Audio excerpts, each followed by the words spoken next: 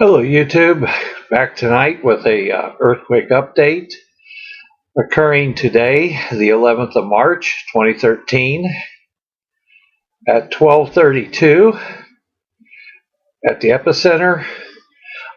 We had a 3.2 magnitude earthquake in Oklahoma. This occurred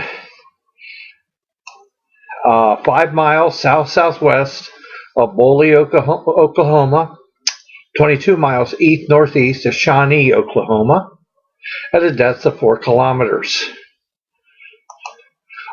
Also today, there was a 2.7 magnitude earthquake in Illinois, and it occurred at 0:56 hours at the epicenter, and it occurred 10 miles east-northeast of Benton, Illinois, or 21 miles south-southeast of Mount Vernon, Illinois, at a depth of 5 kilometers.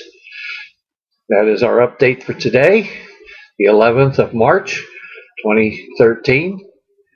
Thank you. Please subscribe, and as always, God bless.